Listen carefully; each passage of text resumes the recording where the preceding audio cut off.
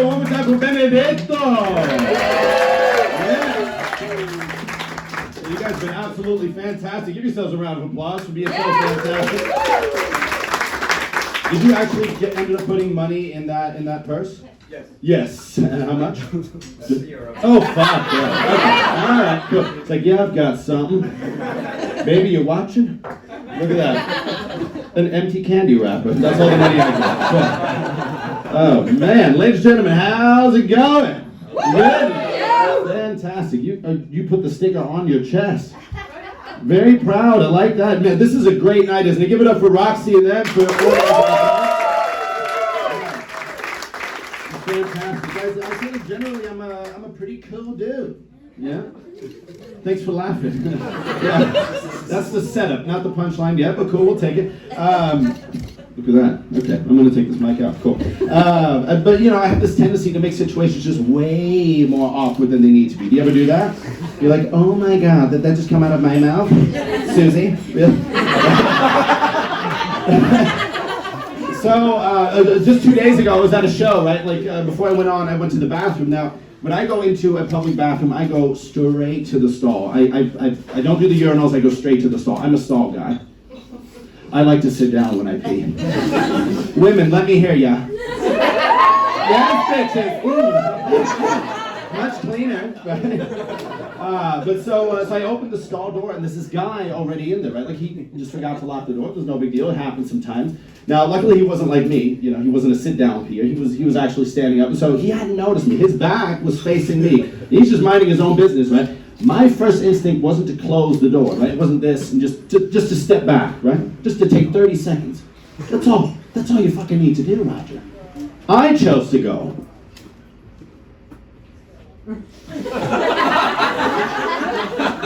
Nice. With no plan of how to get out of this situation. Right? And so, you know, like dudes, I don't know, like, you know, there's a lot of guys here, like in the men's bathroom, I feel there's a code. Don't make eye contact. Right? If you happen to, just like right away, you gotta do like the custard, just like fucking, you know, that. Now, this guy obviously notices me behind him now, so he's like this, and he goes, while he's peeing, and we fucking lock eyes for seconds. And I'm like, fuck, this is my move now. Like, you know, he made his move, I gotta make my move. Right? And all I could think of was, good job, dude. Yeah, it's fucking awful. I used to work at a food court in California. I went to school out there in California, and I made sandwiches at that food court. And one day they had me at the sandwich counter, you know, just making the sandwiches. There was a register and a sandwich maker, basically. But you know, it wasn't very busy that day, and I was kind of feeling loose. You know, I'd been there for about a year. And this guy comes up to the counter. He places the most regular order ever, the most basic order. He says, "Hey, I'd like a peanut butter and jelly sandwich, please." That's it, normal. Again. I could have left it at that. I could have just made the fucking sandwich, right? I chose to go, PB and jizzle. And I walk over to the sandwich counter all confident. The guy's like, no, I don't want jizz in my sandwich, my guy. And I'm like, why not, man? It's fresh. I just fucking whip it up for you, you know what I'm saying? I had no idea what jizz was at the time. No idea. I just wanted to be cool. Jizzle, cool, man. Do we have any married people in the house? Cool. Yeah, nice. No married couples at all. You guys, well, no, never mind. Yeah, you're probably not going to get this. Like, €1 dude? Nope. Not marriage material. Might fuck him, though. But so, like, I've been married to a Finnish lady for 5 years. I think it's a pretty big accomplishment. You know, to be married to a Finn is a challenge. To speak to a Finn, let's begin there, is challenging, right? Have you ever spoken to a Finn? You've ever been through this auditory experience? You have. €1 guy. I'm Swedish. Oh, you're Swedish. There you go. Yeah. Okay. Now, like, you know, with Swedes or with any like Scandinavian, you know, it can be a pleasant melody in the way they speak. They're sort of up here, right? It's very pleasant. Finns speak without any emotion whatsoever, right? They are all the way down here. They speak with no change of rhythm or sign of life whatsoever. Right? To give you an indication, I love you in Finnish is rakastan sinua. Oh my God. But so, you know, a Finn could be giving you great news. It could be like, you just won the lottery. 25 million euros. And you, if you're a Finn, would go, oh my God. Losing your fucking mind. I could make all my dreams come true. I could make €1 donation.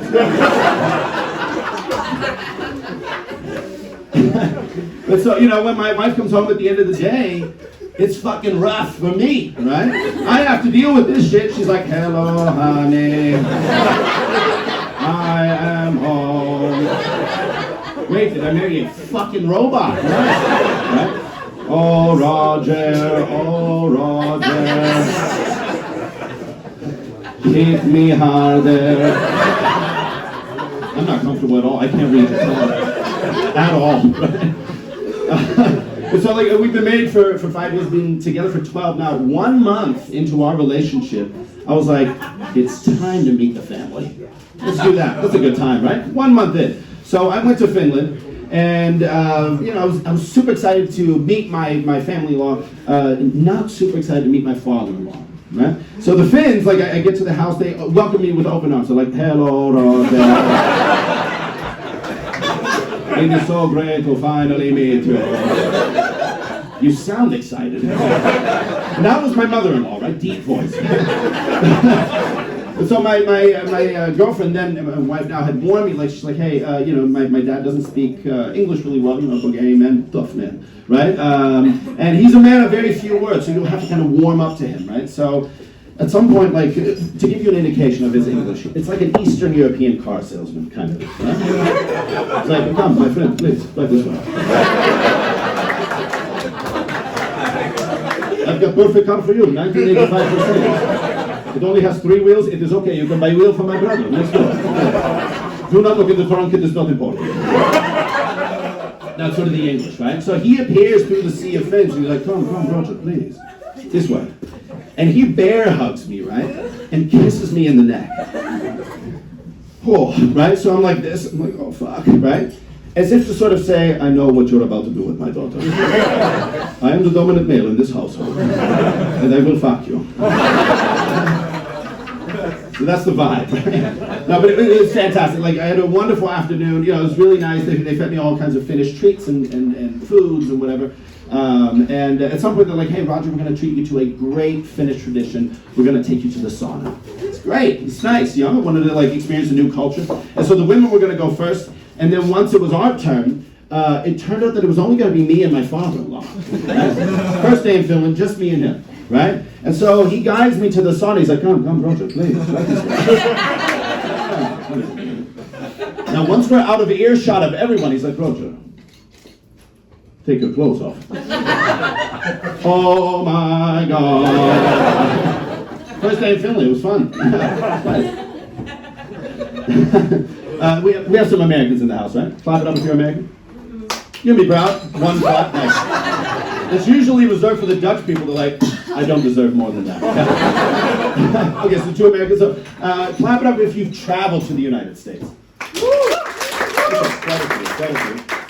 Now, I used to live in the U.S. I absolutely love it there. I want to go back when I can, move back there. But I fear the one thing in my heart, in my soul, and that's going through passport control in the United States. You know what I'm saying? Yeah. Fuck me. Oh my God. And for the Americans, it's a breeze. They just show that blue passport like, welcome home, Americans. And they get sent right through this tunnel that has this big banner that says, welcome home. There's cheerleaders who's like, yeah, American. They just run through high-fiving each other like, yeah, we're home, dude. Fuck yeah. Born in the USA. Just playing over the speakers. But for us, it's very fucking different, right? If you dare to have been born outside the US, that's strike 1 on your record. Right? It doesn't say America in your passport, fuck you. Right? That's what But you know, like I never feel more like cattle than I do when I get off the plane. This guy knows what I mean.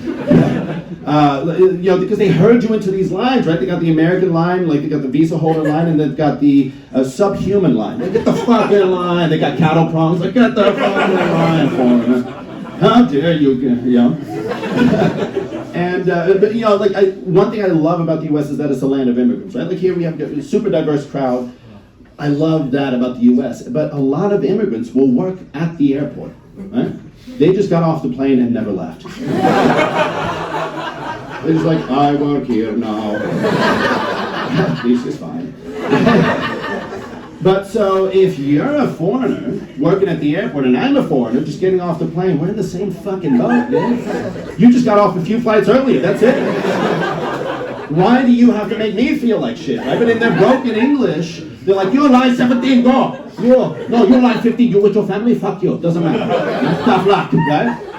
Oh, you on your phone, oh, Mr. Terrorist, huh? Yeah. Oh, you try to steal American job? It looks like you beat me to it, buddy. Fuck. I don't get it, you know? Worst time I ever had going through passport control in the U.S. was when I was 15. I'm 32 now, so this was 17 years ago. I went to Detroit by myself. My mom sent me off to Detroit, Michigan on my own because she fucking hates me. She's like, oh, you want to play hip-hop? Upstairs. Go see how you like real hip-hop. Go see. You like Eminem? Go see if you can find him. So like when I was 15, I was about this tall. I was very small, very skinny, and I was scared. You know, I'd been through passport control there a few times. I was scared as shit. So I show up to the officer. Now, if you've traveled to the U.S., you know they wear these police officer uniforms. They've got this walkie-talkie on their shoulder. They got a gun on their fucking hip. Why? Like, show me your fucking passport. You foreign? Are you a foreigner? Huh? Right? That kind of, it's just crazy. But so, you know, I slip in my passport. He starts asking me just like very simple questions. Now, to give you sort of an indication of what this guy looked like, I can't see anyone who kind of looked like him. He was very bald, like he was completely bald, basically. A very intense look in the eyes. He looked like the American bald eagle, basically, right? Like the national animal. He's like, what the fuck do you want? Right? Flapping his wings, right? And so he's like, what's the purpose of your stay? Right? I'm like, I'm here on vacation visiting friends of my mother's. They live here in East Lansing, Michigan. And then he asks me the craziest question I've ever been asked in my life. He goes, they live here in Michigan, huh? Why do they live here? Motherfucker, should I know? I don't know. You know, and he's like, how long are you going to be staying here, et cetera, et cetera. And then so he opens my passport and he starts reading through it and he sees the word Amsterdam. And his eyes went from this to, he's like, we've got a fucking live one. Let's play ball. Right? So he asked me two questions in super quick succession. I'm so nervous, I only answered the first one. He goes, you're from Amsterdam, huh? Got any drugs on you? And I go, uh-huh. Fuck! Crazy. They let me through and cavity searched me. Yay! Cool. You guys didn't buy that ending. Cool. I'll work on that. I feel like, you know, like I've been through airports all my life. Like my mom worked for KLM for 40 years. So I've seen a lot of airports, you know. I feel like you learn a lot by traveling, right? You go all over the place. You guys have traveled. You know, you expand your mind. You'll learn about new cultures. I've learned about one thing, one very important thing at the airport. Every person for themselves, right? It's every fucking person for themselves. You go through that portal, the security check, and it's leave everything you know about the regular world behind you, right? How else do you explain that you're fine spending 25 euros at Starbucks for one coffee and a cookie? You're like, oh, thank you. It's okay, it's not the real world, it's an airport. Thank you for this mediocre coffee, we're off to Paris. It's fucking insane. So like I learned about this lesson in particular once when I was transferring from transferring to a flight to New York in Boston. So we only had about 15 minutes to make the transfer. We had to run across the airport. There was about 5 of us. There's 4 young people and one old ass lady. I hate to say it, right? Natural selection was about to take place. You could fucking smell it in the air, right? It's like this bitch is about to be left fucking behind, right?